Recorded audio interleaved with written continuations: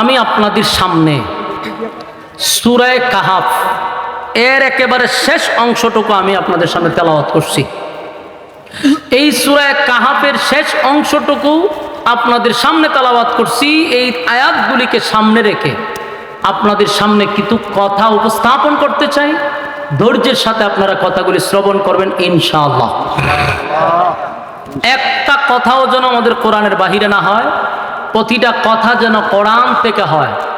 শুনতে রাজি আছি ইনশাআল্লাহ? কারা কারা শুনতে রাজি আছে হাত তুলেন ইনশাআল্লাহ। ওই যে প্যান্ডেলের বাইরে যারা বসে রয়েছেন চেয়ারম্যান সাহেবরা হাত তুলছেন নি? মাশাআল্লাহ, খুব আরামে আছেন আপনারা। এই মাশাআল্লাহ, হাত তুলেন তুলেন আর ইনশাআল্লাহ মোনাজাত পর্যন্ত ওয়াদা তো? আপলাম যারা হাত তুলছেন মহা মুসিবতে আছেন। মোনাজাতের আগে যাওয়া যাবি নাই। ওয়াদা বরখেলাপ করে হলে মুনাফিকের খাসলত। উঠবেন মুনাফিকিয়া যাবেন। আমরা স্লোগান দিব কেটা যায় রে, সবাই কবেন মুনাফিক যায়। হ্যাঁ, জায়গা মতো বসেন। আমি যে আয়াতে কারিমা তেলাওয়াত করছি, এই আয়াতে আল্লাহ রাব্বুল আলামিন গোটা পৃথিবীর মানুষের কাছে দুইটা শর্ত দিছে। কথা বলেন না, কথা বলেন, বলুন শর্ত কটা? দুইটা শর্ত দিছে। যদি এই দুই শর্ত কেউ মানে, আল্লাহ একটা সুসংবাদও দিছি। সুসংবাদটা আগে শুনি, তাহলে শর্তের উপরে আমাদের আকর্ষণ তৈরি হবে। সুসংবাদটা হইল কানাত লাহুম জান্নাতুল ফিরদাউসি নুজুলা। আল্লাহ বলেন জান্নাতের মধ্যে একটা ভিআইপি জান্নাত আছে, এটার নাম হইল জান্নাতুল ফেরদাউস। আল্লাহ বলতেছে এই ফেরদাউসের মেহমান আমি বানাবো। আপনারা লাগাতে সুবহানাল্লাহ আসেনি? হ্যাঁ, মাঝে মাঝে কোয়েন। আল্লাহ নিজে বলতেছে আমি জান্নাতুল ফেরদাউসের মেহমান বানাবো। তাহলে আল্লাহ হবে মেজবান, আমরা হব মেহমান। সুবহানাল্লাহ, কত বড় সুসংবাদ এটা! যাদের ভিতরে ইমানি জজবা আছে এরার কাছে শুধু এই কথাটার গুরুত্ব আছে যে আল্লাহ হবে মেজবান আর আমাদেরকে বানাবে মেহমান। তবে দুইটা গুণে গুণান্বিত হইলে, বলুন গুণ কয়টা? হ্যাঁ, একটা হলো ইন্নাল্লাযীনা আমানু, ঈমান আনতে হবে। প্রথম নম্বর শর্তটা কি? ঈমান আনতে হবে। দুই নম্বর হলো ওয়া আমিলুস সালিহাত, নেক আমল করতে হবে। তাহলে ঈমান এবং নেক আমল এই দুইটা লইয়া যদি কবরে যাইতে পারেন, কানাত লাহুম জান্নাতুল ফিরদাউসি নুজুলা, আল্লাহ হয় মেহমান বানায় দিবেন। এখন এই কথাটা শোনার পরে আমাদের কাছে খুব সহজ লাগতেছে। শর্ত তো মাত্র দুইটা, ঈমান আর নেক আমল। ঈমান নেক আমল খুব সহজ না? এখানে যারা বসছেন সকলের দাবি কি? নিজেকে আমরা ইমানদার দাবি করি। আমাদের দাবি কি? ইমানদার। আরো জোরে বলেন, আমরা দাবি কি? এই প্যান্ডেলের একটা মানুষ কি নিজের বেঈমান দাবি করবে? করবে না। প্যান্ডেলের বাহিরে যারা বয়ান শুনতেছে এরাও কি নিজের বেঈমান দাবি করবে? না। আমি বক্তারও দাবি নিজে ইমানদার, আপনারারও দাবি ইমানদার, ঠিক না? আল্লাহ কি কইছে? ঈমান আনতে হবে। দেখেন তো আশেপাশে কোথাও কয়েল ধরাইছিলেন? কয়েল ধরাইছে আশেপাশে? অবশ্যই কোন কয়েল ধরাইছে। হ্যাঁ, কয়েল ধরাইছেন নিচে? সরান, এটা সরান। আশেপাশে কোনো কয়েল থাকতে পারবে না, আল্লাহর রাস্তায় অবস্থা খারাপ। লিবান না মাইক দিয়ে কইতাম? সরান, এটা সরান।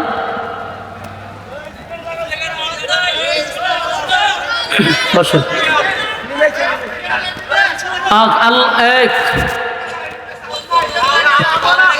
দুটোটা বন্ধ করে দিছে।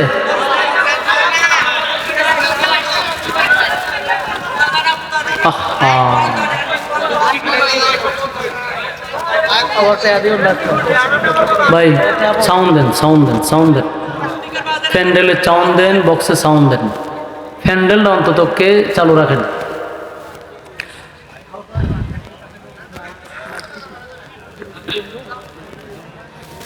দুই গুণে গুণান্বিত যারা, সাউন্ড হয়েছে? বক্সে আসছে সাউন্ড? ঠিক আছে।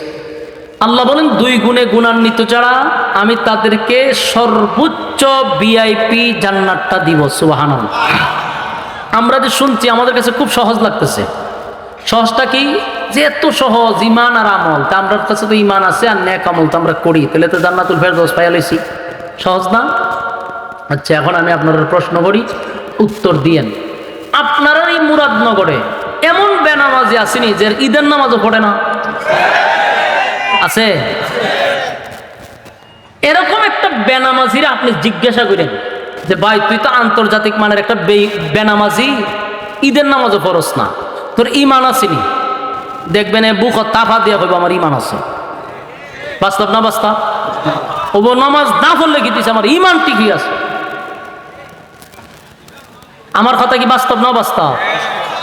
আমি একবার এক মাজারও গেছিলাম।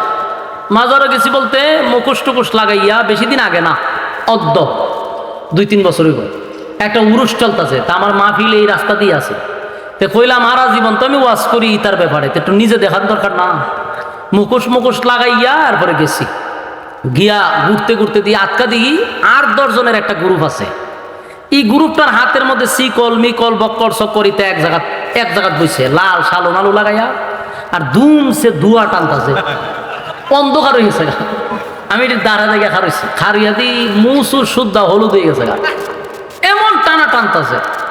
একটার কাছে গিয়েছে, গেলাম কিতা টানেন, চোখ লাল করে থাকছে, মানে প্রশ্নটা তো করছি, এটা খুব বিরক্ত হয়েছে। জিগালাম ইমান আসেনি? এটি যে টানতাছে ইমান থাকবো নি? এতে লাভ দিয়া খারুইয়া পারে না আমারে হে ধরে লিব। আমার ইমান আছে না আছে তোমারে বোঝাই লাগবো? ইমান অবশ্যই আছে। আমি ওই মুজ দিয়ে ওলু দিয়েছে গা, মানে মুঠ কত হলো গাঞ্জা খাইলে কি হয়েছে? আমার ইমান আছে। বেনামাজির বক্তব্য বলে নামাজ না পড়লে কি হয়েছে? ইমান আছে। জেনা করে কত হলো জেনা করলে কি হয়েছে? আমার ইমান আছে। সুদ করে জিগায়েন যে তোর ইমান আছে না? আমার ইমান আছে। বাস্তব কোচিন অবস্থা। সুদে যারা টাকা লাগায় এমন ফাটি আপনার গ্রাম আসেনি? এর জিগায়েন যে তোর ইমান আসেনি? সে নিজের বেঈমান দাবি করবো? আমার ইমান আছে। তাহলে দাবির বেলায় সবার একটাই কথা, আমার ইমান আছে। দাবির বেলা সবার একটাই কথা, আমাদের ইমান আছে। কিন্তু যদি ইমানের থার্মোমিটার থাকতো, ইমান মাফার যদি মেশিন থাকতো, তাহলে ধরা পড়তো নি? কথা কেন? ধরা পড়তো।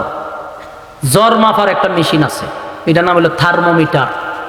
জ্বর দেখা যায় না, ছোঁয়া যায় না, কিন্তু বগলের নিচে কতক্ষণ রেখে ঠান্ডা বাইর করলো 160। হ্যাঁ, এটার নাম হলো থার্মোমিটার।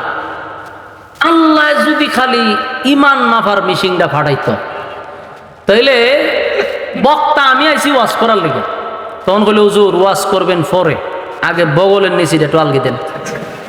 তো দিলাম হইলে আলগি, ঢুকাই দিল হইলে থার্মোমিটার। কতক্ষণ পরে হইতো হুজুর ইমান তো 0, আপনি কি ওয়াজ করবেন না ইমান বেজ্জতি হয়ে যাইবেন? বক্তায় দৌড় রূপে থাকতো, ঠিক নি? ফিরসা পাইছে ওয়াজ করতো, মুরিদ বাড়াইতো, হয়তো হুজুর মুরিদান বাড়াইবেন পরে, আগে আপনার ইমানটা টুমাই পালো, বগলের নিচে আলগি দেন। ইমান ওই ফিরসাবের বগলের নিচে ঢুকাই দিত। কি ঢুকাইতো? থার্মোমিটার। বাইরে করে দেখতো ইমাম ফিরের ইমান 0। নেতায় এসে বুট চাইতো, হাত তুইলা লাড়া দিতেছে, অমুক ভাইয়ের চরিত্র ফুলের চেয়েও পবিত্র, ঠিক না? কত ফার্ম দেয়, ফুলের চেয়েও পবিত্র। ফুলের শরীরে দাগ আছে, কিন্তু নেতার শরীরে কোনো দাগ নাই। তখন নেতায় হাত তুলতে তুলতে আটকা দেখতেন একজন না থার্মোমিটার আমি ঢুকাই দিচ্ছি। ঢুকাইয়া হয়তো যে স্যার একটু কষ্ট করে হারু থাকেন 2 মিনিট, 2 মিনিট পরে থার্মোমিটার বাইর করে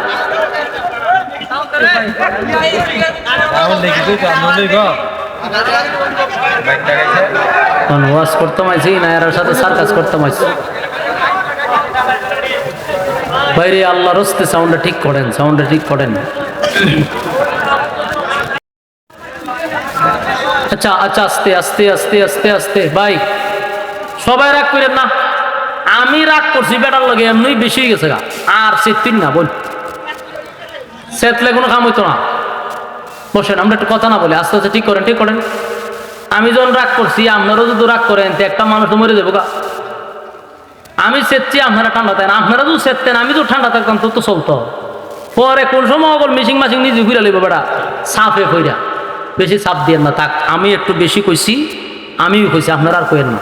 ঠিক করে যাবে, ঠিক করে লাও। অন আওয়াজ আছে নি? এই আস্তে আস্তে চাপ দিলে মাথাওয়ালা জল হয়ে যাবে। মনোযোগ দিয়ে শুনেন। বলো নেতায় যদি হয়তো আমি নেতাগিরি করবো, ইমান মাইপা যদি একটু জিরো, এই নেতারে ভোট দিত? ইমান মাইপা যদি একটু জিরো, ফিরের কাছে মুড়ি দিত? ইমান মাইপা জিরো দেখলে বক্তার ওয়াজুন তো? আল্লাহ আমাদের প্রতি কত দয়া করছে, এই মেশিন বাইর করছে না, মানে আমরা ইজ্জতের হেফাজত করছে। যদি আমরা আকাম প্রকাশ করতো আল্লাহ, তাহলে আমরা বাপ হইয়া সন্তানের সামনে মুখ দেখাইতে পারতাম না, স্ত্রী স্বামীর সামনে মুখ দেখাইতে পারতো না, স্বামী তার স্ত্রীর সামনে দাঁড়াইতে পারতো না, নেতা তার সমাজের মানুষের সামনে দাঁড়াইতে পারতো না। আল্লাহ আমাদের কত ইজ্জত আর সম্মান, আমাদেরকে স্নেহের চাদর দিয়ে আল্লাহ ঘুরে রাখছে। এটা দিয়ে আল্লাহ বুঝাইলো, বান্দা নিজে নিজে শুধরায়া যা, নিজে নিজে শুধরায়া যা, আমি প্রকাশ করি নাই। তবে তোরা ইমানদার দাবি করছ, ইমানদার দাবি করলে চলবে না, ইমান আনতে হবে ওই মানুষদের মতো। ওই মানুষ কারা? আল্লাহ কোরআনে বলেন, আমিনু কামা আমানান নাস, আমিনু কামা আমানান নাস, ওই মানুষদের মতো ঈমান আনো যারা ঈমান আনছে, ঈমানের পরীক্ষা দিছে। এই আমিনু কামা আমানান নাসের ব্যাখ্যা হতে পারে সাহাবায়ে কেরাম। সাহাবায়ে কেরামদেরকে রব্বে কারীম বুঝাইছেন আমিনু কামা আমানান নাস, কারণ তারা ঈমানের পরীক্ষা দিয়া উত্তীর্ণ হয়েছে, দুনিয়ায় থাকতেই জান্নাতের সার্টিফিকেট পাইছে। সুবহানাল্লাহ। আমার যুবক ভাইরা, শুধু নিজের ঈমানদার দাবি করি, শুধু ঈমানদার দাবি করি, নিজের ঈমানদার দাবি করলেই হবে না। আমার মালিক কিন্তু দুনিয়ায় থার্মোমিটার না পাঠাইলেও মালিকের কাছে থার্মোমিটার আছে না নাই? আল্লাহ বলেন আমিনু কামা আমানান নাস, আমিনু কামা আমানান নাস, ওই মানুষদের মতো ঈমান আনো যারা ঈমানের পরীক্ষা দিছে।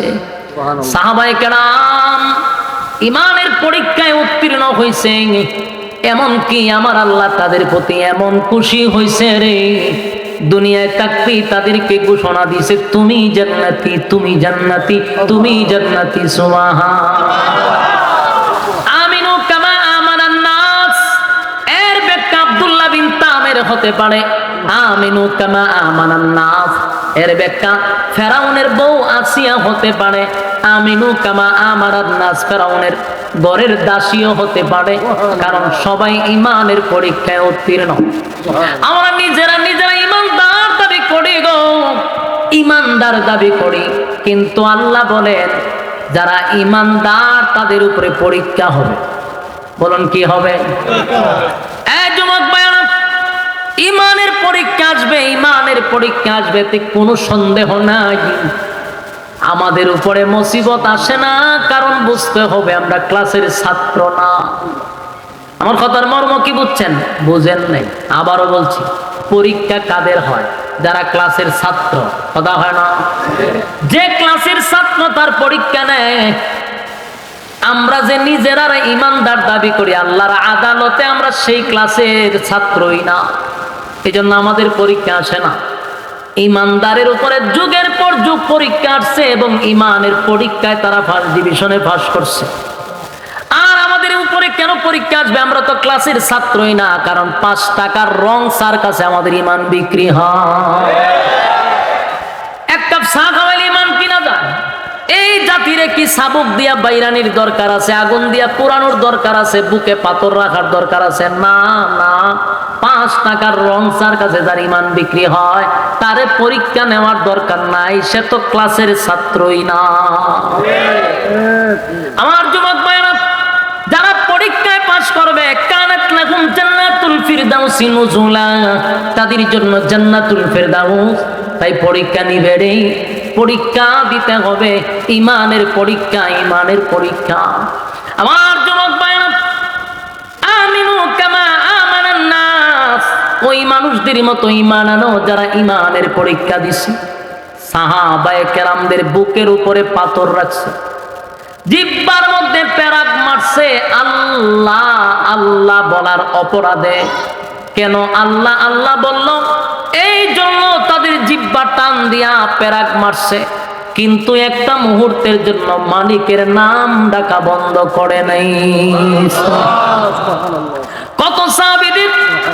কত সাহাবীদেরকে গাছের সঙ্গে বেঁধে মার সামনে সন্তানকে উলঙ্গ করে মারছে, সন্তানের সামনে মারে, লজ্জাস্থানে বর্ষা মারছে, এরপরও ইমান দেয় নাই, জীবন দিয়া দিছে, ইমান দেয় নাই, ইমান দেয় নাই। এই জন্য আল্লাহ বলেন আমিনু কামা আমানান নাস, ওই মানুষদের মতো ইমান আনো। ওই মানুষ কারারে, তারাই তো সাহাবায়ে কেরাম। আমার যুবক ভাইরা, সাহাবীদের ইমান, এই জন্য বেশি বেশি বেশি করে সাহাবায়ে কেরামদের জীবনী পড়বেন, তাহলে ইমানি জজবা বাড়বে, ইমান শক্তিশালী হবে। সাহাবায়ে কেরাম জীবন দিয়া দিছে, সব দিতে প্রস্তুত, কিন্তু ইমান দিতে প্রস্তুত না। রোম রাজ্য তৎকালীন সময় ভারত মহাদেশের চেয়েও বড় ছিল। ভারত একটা মহাদেশ যত বড়, রোম রাজ্যটা ঠিক অত বড় ছিল। রোমের বাদশাহ, তার সবচেয়ে বেশি পাওয়ার ছিল।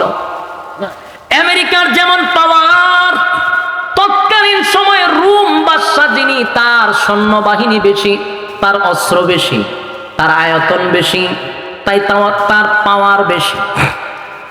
রোম বাদশাহ চিন্তা করলো, মুসলমানরা যেদিকে যায় সেদিকেই শুধু বিজয় বিজয় বিজয়, সুবহানাল্লাহ। মুসলমানরা যেদিকে যায় সেদিকে শুধু ইসলামের বিজয়ের পতাকা, বিজয়ের পতাকা উঠতেছে। ঘটনা কি? তাদের অস্ত্র কম, তাদের বাহিনী কম, অস্ত্র কম, বাহিনী কম, অস্ত্র কম, বাহিনী কম থাকার পরেও তারা যেদিকে যায় ওই দেশেই বিজয়ের পতাকা টাঙায়া দেয়। আশ্চর্য হয়ে গেছে রোমের বাদশাহ, কোনোভাবেই মুসলমানদের সঙ্গে পারা যায় না রে। ঘটনা কি? ওই রোমের বাদশাহ চিন্তা করে, গবেষণা করে যেটা পাইল, এটা হলো মুসলমানরা অস্ত্রের বলে যুদ্ধ করে না গো, মুসলমানরা অস্ত্রের বলে যুদ্ধ করে না, বাহিনীর বলে যুদ্ধ করে না। তাহলে কিসের মাধ্যমে যুদ্ধ করে? মুসলমানরা যে যুদ্ধ করে এটা হলো ঈমানের শক্তিতে, সুবহানাল্লাহ। না হয় বদরের যুদ্ধের ইতিহাস আপনারা জানেন, আবু জাহেল কিন্তু অস্ত্র সহ প্রশিক্ষণপ্রাপ্ত সেনাবাহিনী, লোহার পোশাক পরিধান করে 1000 বাহিনী 313 জন সাহাবীর সঙ্গে মোকাবেলা করে কুচি কাটা করছে। সাহাবায়ে কেরাম কুচি কাটা করছে, আল্লাহ তাআলা 313 জনকে বিজয় দিছে। এদের অস্ত্রের কোনো শক্তি ছিল না, শরীরের কোনো শক্তি ছিল না, কারণ বদরের ইতিহাস পড়ছি রে। বদরের যুদ্ধে যারা অংশগ্রহণ করছে তাদের শরীরে কাপড় ছিল না, যুদ্ধের পোশাক ছিল না, অস্ত্র ছিল না, পেটে খাবার ছিল না, খেজুরের ডাল লইয়া নামছে, শরীরে কাপড় নাই, পেটে খাবার নাই, এরপর যুদ্ধে লাইন আল্লাহ বিজয় দিছে। যেদিকে যায় নবীর আমলে, ও নবী 27টা যুদ্ধে অংশগ্রহণ করছে আল্লাহ নবী নিজে, যেদিকে পাঠাইছে সে দেশটাকেই বিজয় করছে। এরপরে আসলো আবু বকরের শাসনামল। আবু বকরের শাসনামলেও বহু দেশ বিজয় করছে। আবু বকর দুনিয়ার থেকে বিদায় হয়ে গেল। খলিফাতুল মুসলিমিন হযরত ওমর যখন খেলাফতে আসলো, তখন যেদিকে যায় সেদিকে খালি মুসলমানদের বিজয়, মুসলমানদের বিজয়, মুসলমানদের বিজয়। রোমের বাদশা চিন্তা করে দেখলো, অস্ত্র তো বেশি নাই, বাহিনীও বেশি নাই, কিন্তু এত বিজয় কিভাবে আনে রে? গবেষণা বাইর করলো যে মুসলমানদের একটা পাওয়ার আছে, এটা অ্যাটেন বোমার চেয়েও বেশি, এটার নাম হলো ঈমান, ঈমানের পাওয়ার। তাই রোমের বাদশা তার বাহিনীদেরকে ঘোষণা দিল, মুসলমানদের সঙ্গে তোমরা যুদ্ধ করবা, আমার কাছে একটা দলকে তোমরা জীবিত আমার কাছে নিয়ে আসবা, আমি মুসলমানদের ঈমানি পরীক্ষা করব। রোমের বাদশা সবচেয়ে সুপার পাওয়ার, তৎকালীন সময়ের সবচেয়ে পাওয়ারফুল বাদশা হলো রোমের বাদশা। বলল মুসলমানদের ঈমানি পরীক্ষা করব।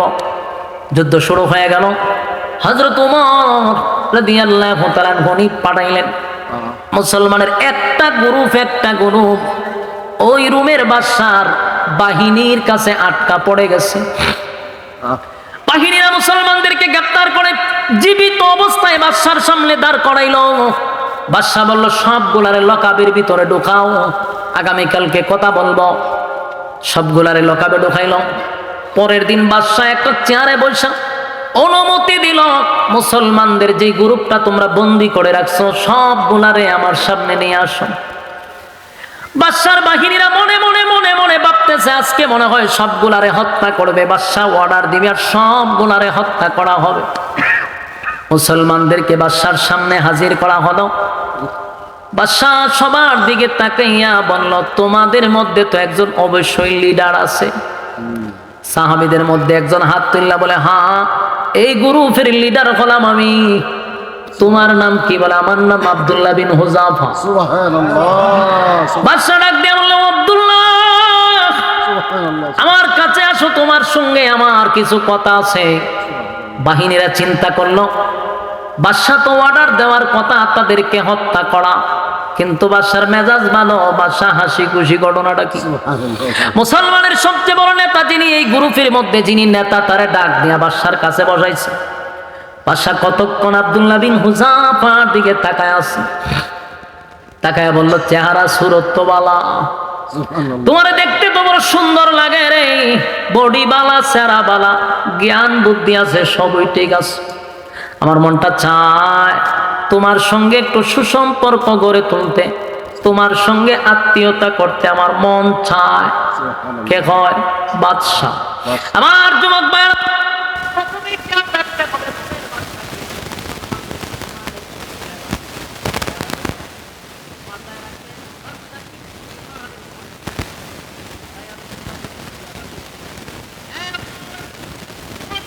সুন্দর, বডি ভালো, সব ভালো, সব ভালো, তোমার সঙ্গে একটা সুসম্পর্ক তৈরি করতে মন চায় রে, কিন্তু মাঝখানে একটা বাধা আছে। বাধাটা হলো, তুমি মুসলিম, আমি হলাম অমুসলিম। মুসলিম আর অমুসলিমের মধ্যে তো সুসম্পর্ক হয় না। তুমি যদি আমার কিছু শর্ত মেনে নাও, আমি তোমাকে কিছু অফার দিব। যদি আমার শর্ত মানতে পারো, তোমাকে আমি অফার দিব। বাদশা তখন বলতে লাগলো, শোনো, তোমারে আমার বড় ভালো লাগছে। তোমার মতো একটা বিচক্ষণ ছেলে হইয়া, সুন্দর বডির অধিকারী হইয়া, কেমনে রে মুহাম্মদের দলে যোগ দিছ? নাউজুবিল্লাহ। তুমি আমার দলে যোগ দাও। আব্দুল্লাহ, শুন, এই রাজ্যের বাদশা হলাম আমি। আমার একটা কন্যা সন্তান আছে, আমার কোনো ছেলে নাই, আমার একটা কন্যা সন্তান আছে। ওটা রাজত্বের মধ্যে আমার মেয়ের চেয়ে সুন্দর, রূপসী আর কেউ নাই। আমার মেয়েটা বড় সুন্দর। আমি আমার এই সুন্দর মেয়েটারে তোমার কাছে বিবাহ দিয়া দিব। শুধু তাই নয়, যেদিন বিবাহ দিব সেদিন তোমার নামে এই রাজত্বের অর্ধেক আমি লিখে দিব। কেমন অফার? কথা কি বুঝতেছেন? আমেরিকার প্রেসিডেন্ট যদি আমাদের মতো কোন মৌলবীরে ডাক দেয়া নেয়, হুজুর আপনি হুজুরগিরি ছাইরা দেন, আমি ডোনাল্ড ট্রাম্পের মেয়ের বিয়া দিব, আমেরিকার অর্ধেক আপনার নামে লিখে দিব। হুজুরের আমাদের ইমান আর থাকবো কিনা সন্দেহ আছে। কথা হয় না দি? কারণ আমাদের মধ্যে বহু হুজুর আছে রে, ইমানের জন্য, একটা শেয়ারের জন্য ইমান বিক্রি করে। শেয়ার পাওয়ার জন্য ইমান বিক্রি করতেছে। এটা আমার মধ্যে আছে, আপনার মধ্যে আছে। এই জন্য আমার বিশ্বাস খুব কম। আল্লাহ যদি কাউরে ইমানের শক্তি দেয়, ওই বান্দার দ্বারাই সম্ভব, আর না হয় উপায় নাই। শেয়ারের কাছে আমরা বিক্রি হই, তাহলে আমি গ্যারান্টি কেমনে দিব? ফতোয়া তো অনেক দিবার, ফতোয়ার অভাব নাই। হয়তো আগে রাজত্বটা অর্ধেক ফায়া লই, মাইয়ারা বিয়া করে লই, এবার মাইয়ারা মুসলমান বানাবো আর রাজত্ব অর্ধেক মুসলমান বানাইলাম। ও কি সুন্দর ফতোয়া দিত। আগে যদি এটা হাসিল না করি, তাইলে কি আর আমি মানুষ মুসলমান বানাইতে পারো? তাহলে আগে আমার বেঈমান হইতিব, এরপর আবার মুসলমান হইতিব। ফতোয়া মাইরা দিলে ঠিক নেই। কিন্তু নবীর সাহাবী মাথায় রাখবেন, নবীর সাহাবীদের ব্যাপারে আল্লাহ বলেন, আমিনু কামা আমানান নাস, ওই মানুষদের মতো ঈমান আনো। ওই মানুষ বলতে তাফসীর কারকরা বলেন অবশ্যই সাহাবায়ে কেরাম বুঝাইছে। তাদের ঈমান আব্দুল্লাহ বিন হুযাফাকে এমন ভাবে আকর্ষণ আকর্ষণ করলো, এতগুলা অফার দিতে লাগলো। ইল্লা মাশাআল্লাহ, সবাই যে ইমানের কাছে বেঈমানদের কাছে বিক্রি হবে এমনটা না। আমাদের বাংলাদেশেও এমন মুজাহিদ ছিল, টাকার কাছে বিক্রি হয় নাই, যেমন বাবনগরী রহমতুল্লাহ আলাইহি। উনি বাতিলের কাছে মাথা নত করে নাই, টাকার বস্তা নিয়ে আসছে, লাথি মারছে, বাড়িতে এখনো টিনের ঘর। এই বাবনগরী তাদের অফারে রাজি হয় নাই, বিদায় বাতের ওষুধ খাওয়াইতে খাওয়াইতে হুজুর রে মাইরা বলেছে। কথা বুঝতেছেন? সব হুজুররা বিক্রি হয় না রে। এই জমিনে এখনো বহু আল্লাহওয়ালা আছে না না?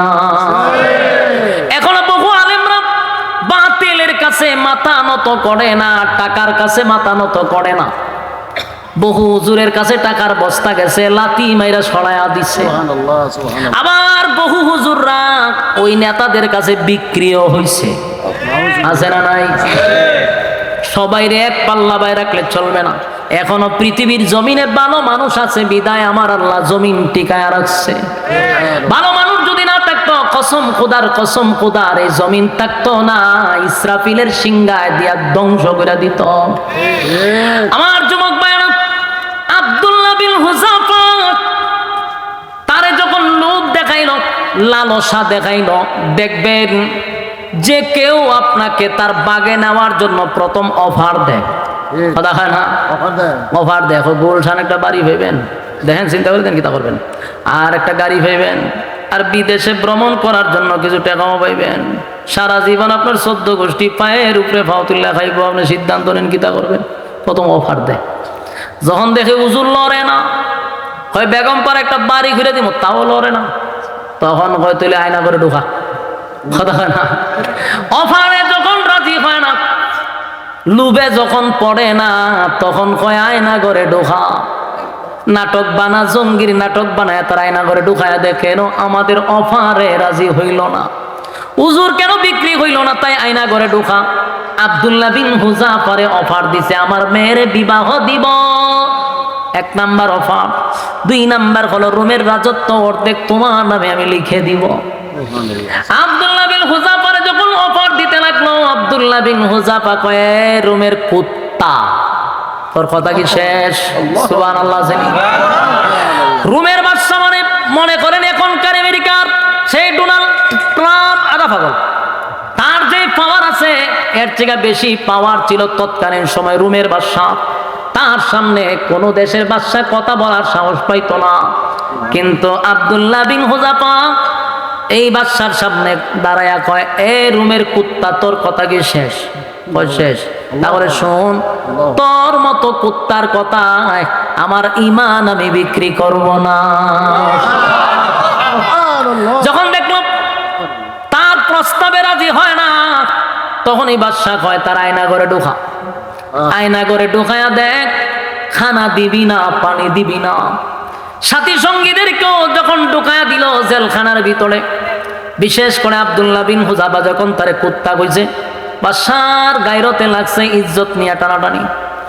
আমার এতগুলা মানুষের সামনে এমন বিশ্রী ভাষায় কথা বলল, আমি দেখে নিব তার ঈমান কত প্রকার কি কি। একটা ঘরের মধ্যে বন্দি করছে, যেখানে পানিও নাই, খাবারও নাই, পানিও নাই, খাবারও নাই। 1 সপ্তাহ পর্যন্ত 1 ফোঁটা পানিও দিল না, 1 ফোঁটা পানিও দিল না, খাবারও দিল না। একজন নর্তকী বানাইছে। নর্তকী শুনুন আপনারা, যারা না আছে এরা কি তা হয় নর্তকী? বুঝেন? ওই যে মহিলারা পুরুষদেরকে আকৃষ্ট করে মঞ্চে নাচানাচি করে, যেমন মমতাজ, কথা বলে, যেমন মমতাজ 150 টাকা মমতাজ এখন সংসদেও কথা কইছে, এক সময় ঠিক নেই, যার মূল্যায়ন ছিল মাত্র 150 থেকে 200 টাকা। ফুটপাতে গান গাইতো, 100-200 টাকা দিত। এই বেডি হয়ে গেছে সংসদে গিয়া গান গায়। বাংলাদেশ এটা তো কত উন্নত হয়েছে চিন্তা করছেন? আমাদের দেশের পার্লামেন্টদেরকে নিয়ে মানুষ হাসাহাসি করতো, যে একটা নর্তকী যদি পার্লামেন্টে বক্তব্য দেয় 18 কোটি মানুষের বেইজ্জতি করা ছাড়া আর কিছু না। একটা মূর্খ মানুষ যদি উঠতে জায়গা সংসদে, তাহলে কিয়ামতের একটা আলামত। রাসূল বলছেন মূর্খরা যখন যোগ্যতার আসনে বসে কথা বলবে বুঝেনি বা কিয়ামত খুব কাছে। কথা কেন? মমতাজের মতো বেড়ি এমন আছে। এরকম নর্তকী রুমের বাদশা ঈমান পরীক্ষা করার জন্য আব্দুল্লাহ বিন হুযাফার আয়নাগরের ভিতরে একটা নর্তকী পাঠাইছে। ও গিয়া তোর প্রতি আকৃষ্ট করবি, দেখ কি করে, ঈমানের পরীক্ষা নিতে। নর্তকী আব্দুল্লাহ বিন হুযাফার কাছে গিয়া যত অঙ্গ ভঙ্গি আছে যেগুলা করলে পুরুষ আকৃষ্ট হয় তার কোনোটা বাদ রাখছে না, সব করছে। কইরা বাদশার কাছে আয়া কয়, আমার কই পাঠাইছেন? বলে গেছত না? বলে গেছিলাম তো। কই পাঠাইছেন? মানুষ না জিন? আমার ভয় লাগছে। বলে কে রে? কই একটা বারো আমার দিকে তাকাইছি না। সুবহানাল্লাহ। আমার দিকে তাকাইলেন না, আমি আকৃষ্ট হইতো আমার প্রতি। হেতে যে আমি এত নাচলাম, এত খমর দুলাইলাম, কিন্তু একবারও চাইলো না। ভাষা ফেটে কি কস? বলে হ। তাহলে নারীর চক্রান্ত শেষ। খানাও দেয় না, পানিও দেয় না। এক সপ্তাহ পর্যন্ত খানা নাই, পানি নাই, পানি নাই, খানা নাই। আব্দুল্লাহ বিন হুযাফা মাটির সাথে একেবারে মিশে যাচ্ছে। কথা বলতে পারে না, শরীরে কোনো শক্তি নাই, ওইটা বসতেও পারে না রে। একজন ডাক্তার গিয়া ঢুকছে, ঢুকে পরীক্ষা কইরা বাদশার কাছে আইসা কয়, হুজুর এই মুহূর্তে যদি লোকটারে খাবার না দেন মারা যাবে। বাদশা কয়, মারা তো যেতে দিব না। খাবার দিছে একটা প্লেটের মধ্যে শুকরের মাংস আর পানির বদলে মদ। বলুন দুটোটা পাক না নাপাক? নাপাক খাবার। শুকরের মাংস আর হইল মদ নিয়া যখন ঢুকছে আর বলছে খাবার দিবার সময় বলবা যে এটার মাঝে মদ আর এটার মাঝে শুকরের মাংস। আব্দুল্লাহ বিন হুযাফার কাছে খাবার লইয়া গেল, গিয়া কইল নাও খানা খাও, এটার মধ্যে শুকরের মাংস, এটা মদ। আব্দুল্লাহর শারীরিক দুর্বলতা আছে রে, কারণ 6 দিন ধরে খানা নাই, পানি নাই, উঠতে পারে না, বসতেও পারে না, ভালো করে কথাও বলতে পারে না। এটাই তো স্বাভাবিক, কারণ তার দুর্বলতা শারীরিক, না খাওয়ার কারণে। ঠিক নেই? কিন্তু আমার জবাব দেন, আব্দুল্লাহর ভিতরে কি ঈমানের কোনো দুর্বলতা আছে? না, ঈমানের কোনো দুর্বলতা নাই। আব্দুল্লাহর সামনে যখন বলা হয়েছে এটা শুকরের মাংস আর এটা হলো মদ, আব্দুল্লাহ চোখ রাঙ্গায়া বলে, এগুলা নিবি না লাথি মেরে ফালায়া দিব? জোরে জোরে কোন সুবহানাল্লাহ। ডাক্তার আশ্চর্য হয়ে গেছে। 6 দিন ধরে খাবার নাই, পানি নাই, সে তো কথা বলারই কথা না, কিন্তু সে রাগ করে হয় লাথি মেরে ফালায়া দিব। গিয়া হয় বাদশাহ, এটা এমন লোক শরীরে শক্তি নাই, ওইটা দাঁড়াইতে পারে না, বসতে পারে না, কিন্তু এই নাপাক খাবারের কথা বলার সাথে সাথে লাথি মারে ফালায়া দিব। বাদশা হয় সবগুলারে আমার কাছে দইরা নিয়ে আয়। এবার বাদশার সামনে যখন সবগুলারে আবার নিয়ে আসছে, আব্দুল্লাহ বিন হুযাফা হাঁটতে পারে না, দাঁড়াইতে পারে না। 2 জন মানুষের কাঁধে বর করে আব্দুল্লাহকে নিয়ে আসলো। বাদশার সামনে 2 জন মানুষের কাঁধে ক্লান্ত শরীর নিয়ে দাঁড়ায় আছে। বাদশা কতক্ষণ তাকায়া দেখে পেটে আর পিঠে লেগে গেছে রে, শরীরের মধ্যে কিচ্ছু নাই, কঙ্কাল হয়ে গেছে। বাদশা ডাক দিয়ে বলে, আব্দুল্লাহ এত বড় একটা অফার দিলাম রে, মানলি না, মানলি না। এবার তোর সামনে তোর সাথী সঙ্গীদেরকে আমি ধরে ধরে ধরে ধরে আগুনে জ্বালাবো, পোড়াবো, তোরেও আগুনে জ্বালাবো, পোড়াবো। এখনো সময় আছে, আমার অফার তুই মাইনা নে। আব্দুল্লাহ কথা বলতে পারে না। এরপরেও ডাক দেয়া হয়, এ রুমের বাদশা কুত্তা, ভালো করে শুন, আমরা একে একে আল্লাহর জন্য জীবন দিব, কিন্তু তোর মতো কুকুরের কাছে ঈমান দিব না। বাদশার মেজাজ গরম হয়ে গেছে। বাদশা কয়, তাড়াতাড়ি তেল গরম কর, বড় একটা ডেকসির মধ্যে তেল গরম কর। বিশাল ডেকসির মধ্যে তেল গরম করা শুরু করলো। তেল যখন গরম করা শুরু করছে, বড় এত বড় ডেকসির মধ্যে তেল গরম করার উদ্দেশ্য হলো মানুষদেরকে তেলের মধ্যে ছাড়া হবে। নাউজুবিল্লাহ। কথা বললাম, কথা বললাম। তেল গরম করছে, ওইটা আপনারা মাছ যেইভাবে বাজি করেন, আগে কিন্তু তেলটা গরম করে এরপরে মাছটা ছাড়ে। তেল গরম করার পরে আব্দুল্লাহর কথা শুই না মেজাজটা বাদশার গরম হয়ে গেছে রে। সাথী সঙ্গীদের মধ্যে একজনরে তাফা দিয়া দইরা তেলের মধ্যে ছেড়ে দিছে। এই মুরাদনগরের বাইরা ওয়াজকালি শুনতেছেন, একটু দিলের ভিতরে নিয়ে একটু 1 মিনিটের জন্য কল্পনা করেন তো, এমন তেল গরম করা যদি আপনি দেখেন আর আপনার সাথীদের মধ্যে একজনের তেলে ছেড়ে দেয়, আমরা ইমান থাকবো? কথা হয় না দি, আমাদের ইমান থাকবে না। ওই সাহাবীরে দইরা তেলের মধ্যে ছেড়ে দিছে, মুহূর্তের ভিতরে হাড্ডির থেকে মাংস আলাদা হয়ে গেছে। আপনারা কথা যদি হন আমি ওয়াজটা ছেড়ে দিই, আল্লাহর হস্তে কথা কয়েন না, বিরক্তের বহুত দিলি। দেখ তোর সাথী সঙ্গীদেরকে ধরে ধরে ধরে ধরে আমি এখন তেলের মধ্যে ছেড়ে বাজি করব, কালেমা ছাড়বি না আমারে, আমার কথা আমারও ফরমানবি। আব্দুল্লাহর জবান থেকে কোনোভাবে আর এই কথা আনতে পারেন। আব্দুল্লাহ বারবার বাদশারে কয় জীবন দিব, তোর মতো বেঈমানের কাছে মাথা নত করব না।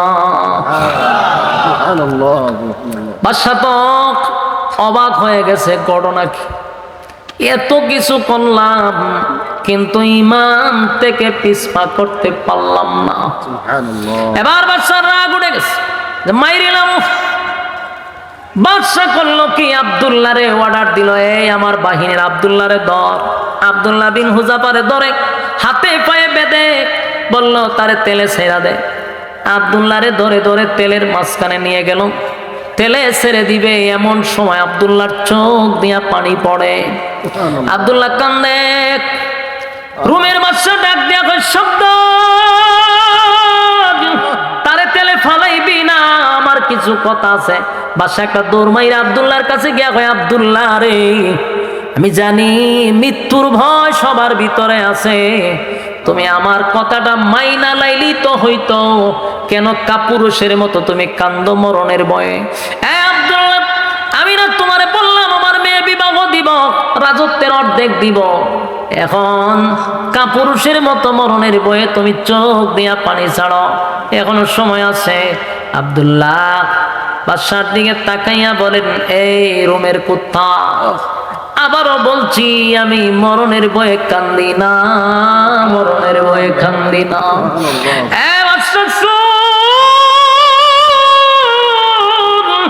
আমার কান্নার কারণ হলো আমার অল্প বয়স, আমার বয়স বেশি না, কালেমা পড়ছি বেশি দিনও হয় নাই। আমার এই অল্প সময়ে আমার মালিকের জন্য আমি কি করলাম, কি করলাম, আমার মালিকের জন্য আমি কি করলাম রে, সেই ব্যথায় ব্যতীত হইয়া আমি কান্দি।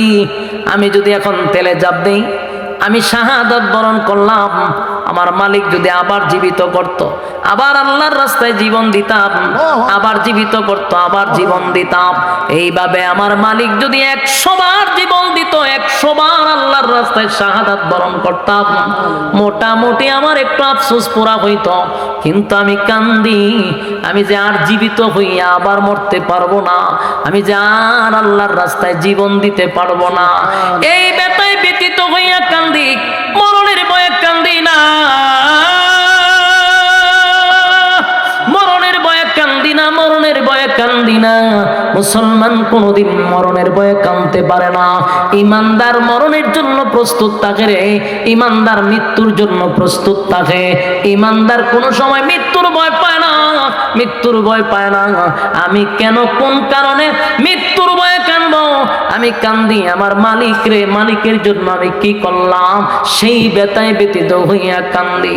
বাদশা এবার চিন্তা করলো, এই মুহূর্তে যদি আমি আব্দুল্লাহ রে আগুনে জ্বালায়া পোড়ায়া দেই, আব্দুল্লাহ জিতে যাবে, আমি বাদশা হেরে যাব, আমি বাদশা হেরে যাব। কারণ সে তো একবার মরতে চায় না, সে 1000 বার মরতে চায়।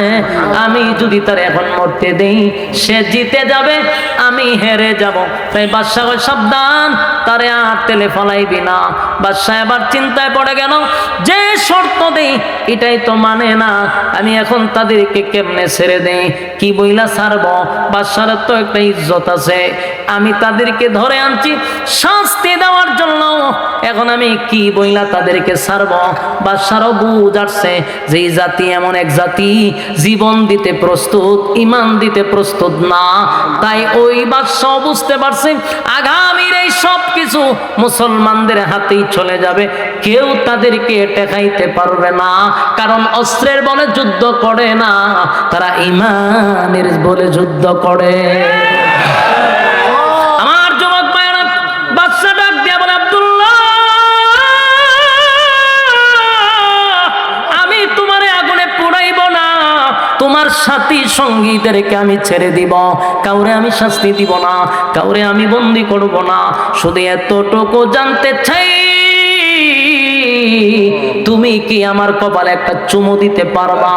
আমার কপালে যদি একটা চুমা দাও, আমি ওয়াদা দিলাম তোমার যত সাথী আছে, সঙ্গী আছে, সবগুলারে আমি জেল থেকে বাহির করে দিব, আমি নিরাপদে তোমাদের এলাকায় পৌঁছায়া দিব। ওই আব্দুল্লাহ বিন হুযাফা চিন্তায় পড়ে গেল, একটা চুমার বদলতে যদি আমার নবীর এতগুলা সাহাবীর জীবন বেঁচে যায়, না হয় একটা চুমা তার কপালে দিয়া দিলাম, যদিও সে বেঈমান। আব্দুল্লাহ বিন হুযাফা ওই বাদশার কপালে চুমা দিয়া নবীর এতগুলা সাহাবীদেরকে জেলখানাতে মুক্তি করে দিল। আর বাদশা চিন্তায় পড়ে গেল, গোটা পৃথিবীতে যেখানে যায় মুসলমানের বিজয়, মুসলমানের বিজয় এর একটা নাম্বার কারণ হলো তাদের ইমানের পাওয়ার, ইমানের পাওয়ার, ইমানের পাওয়ার। তারা যুদ্ধে যায় অস্ত্রের বলে না।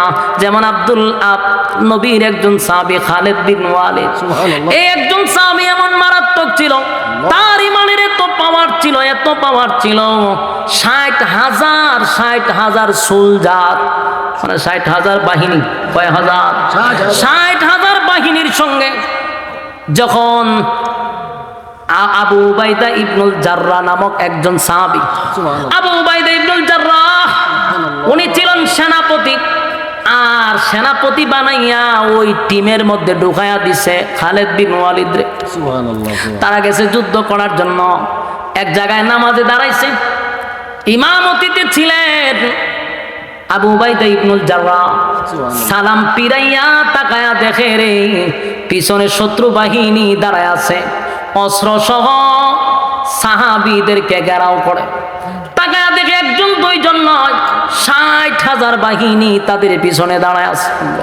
অস্ত্রটা নিয়া আবু উবাইদা ইবনুল জাররাহর সামনে দাঁড়ায়া বেঈমানরা কয়, এই মুসলমানরা, এখন তোমাদের অবস্থা কি হবে? কোন দিকে তোমরা পালাইবা? পালাইবার রাস্তা তো পাইবা না। টিটকারি মস্কারি করতে লাগলো, কারণ তখন নামাজে ছিল মাত্র 60 জন, মাত্র 60 জন দাঁড়ায়া ছিল নামাজে, আর পিছনে ছিল 60,000 বেঈমান। আর মুসলমানরা মাত্র 60 জন দাঁড়াইয়া নামাজ পড়তেছিল। আবু উবাইদা ইবনুল জাররাহকে টিটকারি মস্কারি করে যখন বক্তব্য দেওয়া শুরু করলো, আবু উবাইদা ইবনুল জাররাহ পিছনের দিকে তাকাইয়া নবীর সাহাবীদেরকে উদ্দেশ্য করে বলে, কে পারবা এই 60,000-কে একটা দৌড়ানি দিতা? একজন সাহাবী হাত তুলছে, আমি পারবো। আবু উবাইদা ইবনুল জাররাহ বলেন, বসো। আরেকজন দাঁড়ায় বলে, হুজুর আমি পারবো। আবু উবাইদা ইবনুল জাররাহ কত, তুমিও বসো।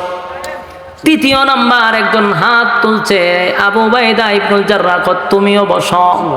চতুর্থ সময়ে একজন হাত বাড়াইছে পড়ে। আবু উবাইদা ইবনুল জাররাহ বলেন, আমি এতক্ষণ ধরে ভাবছিলাম আপনি কেন হাত তুলতেছেন না, আপনার অপেক্ষায় ছিলাম। যিনি চতুর্থ নম্বরে হাত তুলছেন উনি খালিদ বিন ওয়ালিদ। সুবহানাল্লাহ। আবু উবাইদা ইবনুল জাররাহ বলেন, আপনি কি 60,000 দৌড়ানি দিতে পারবেন? বলে, অবশ্যই আমি 60,000 দৌড়াবো। আবু উবাইদা ইবনুল জাররাহ বলেন, আপনি তো গায়ের জোরে বলছেন, আমার লজিক দেন, কিসের ভিত্তিতে আপনি 60,000-এর সঙ্গে যুদ্ধ করবেন? কিসের বলে, কিসের পাওয়ারে আমারে বুঝান। সুবহানাল্লাহ।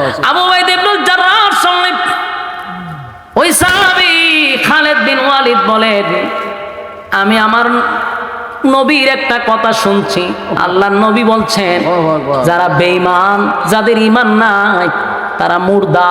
সুবহানাল্লাহ। বলুন, যারা ঈমান নাই তারা কি? যারা ঈমান নাই, যাদের ঈমান নাই তারা মুর্দা, যাদের ঈমান আছে এরা জিন্দা।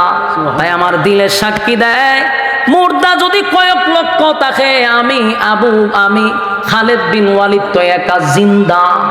আমি যেহেতু জিন্দা, 5 লক্ষ যদি 10 লক্ষ যদি মুর্দা বেঈমান থাকে, আমার কোনো অসুবিধা নাই। জোরে জোরে কোন সুবহান। আরেকটা আয়াত বলছেন, ওয়ালা তাহিনু ওয়ালা তাহজানু ওয়া আনতুমুল আ'লাউনা ইন কুনতুম মুমিনিন। আমি তোমাদেরকে সাহায্য করব, তোমাদেরই বিজয় আসবে যদি তোমরা মুমিন হও। তাহলে আমি মুমিন, আল্লাহ আমাদের সঙ্গে আছে। জোরে জোরে কোন সুবহান। খালিদ বিন ওয়ালিদ তরবারিটা হাতে লইয়া আল্লাহু আকবারের ধ্বনি দিয়া 60,000 সোলজারের ভিতরে উনি একা তরবারি লইয়া দৌড় মারছে। যেই মাত্র 60,000-এর ভিতরে আল্লাহু আকবারের ধ্বনি দিয়া ঢুকছে, কসম খোদার বেঈমানটা কয় যে যেখানে পারে সেখানে পালাইতে শুরু করছে। আর কয়েক সরের জায়গাতেই উনি এইভাবে কুচি কাটা করে করে করে করে সামনের দিকে যায়। আর বেঈমানটা টাসা মারা শুরু করছে, কেউ উপরে কেউ পড়ে, কেউ দৌড়ে কেউ পালায়। একজন আরেকজনরে বলে, ঘটনা কি? 60,000 সোলজার বাহিনী, একজনের আল্লাহু আকবারের ধ্বনি শুই না পালাও কেন? বলে পালাই না, আমরা আশ্চর্য হয়ে গেছি। খালিদ বিন ওয়ালিদ যখন 60,000 সোলজারের ভিতরে ঢুকছে, আর তরবারি যখন একটা আসমানের দিকে তুলে দেখলাম একটা উড়াইছে, আসমান থেকে শত শত শত শত তরবারি নিচের দিকে লাভে। চিৎকার দিয়া কোন সুবহান। একটা জবান বন্ধ রাখবেন না, বলুন আল্লাহু আকবার। আরো জোরে কোন আল্লাহু আকবার।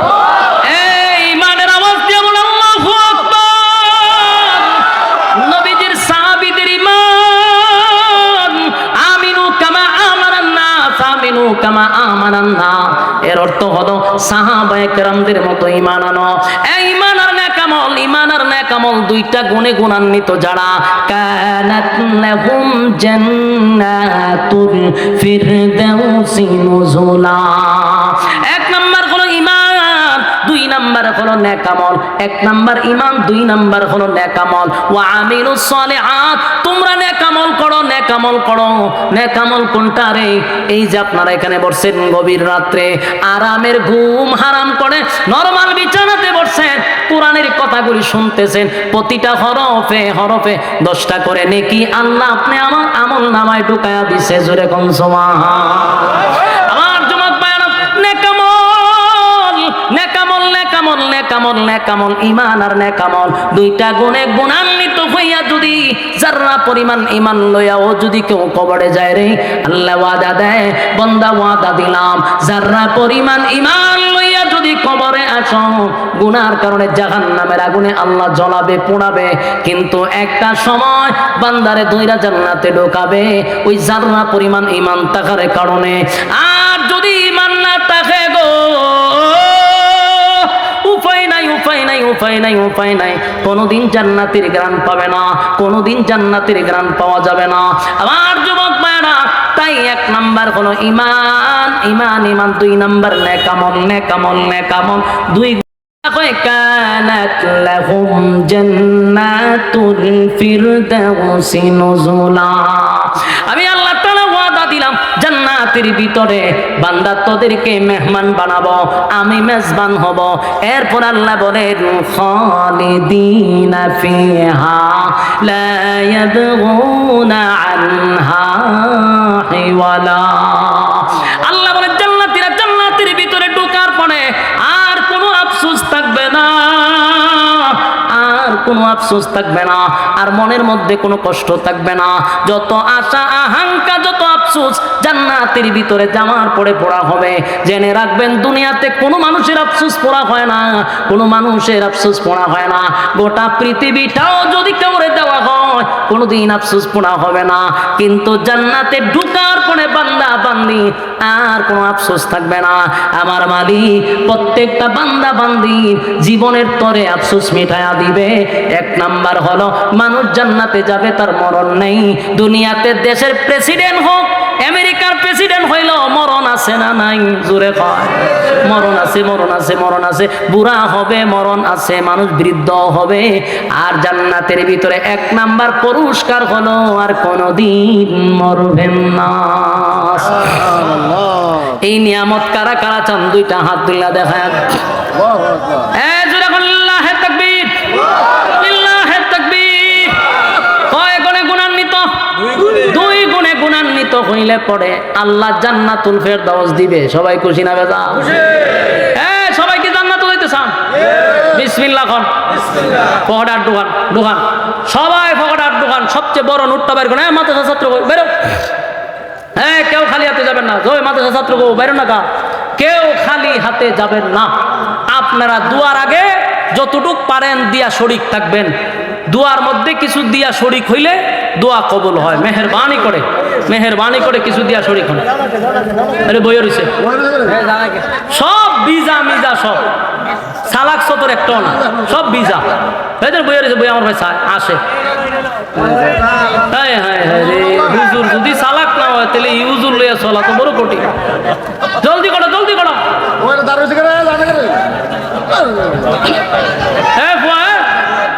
উড়ুন না করে আসে আমার ভাই সাহেব চিন্তা করে বড় কিতা করবো সাই আসে উঠব না আর কাটা হুজুর বই আতা হুজুর উঠুন না করে উঠব না ফের দুবাদে মা কালেকশন হেতে আমার ভাই এসে আসে কই আইসি আপনি জলদি করেন জলদি করেন। কেউ খালি হাতে যাবেন না। যতটুক পারেন মোনাজাতের আগে শরিক থাকবেন।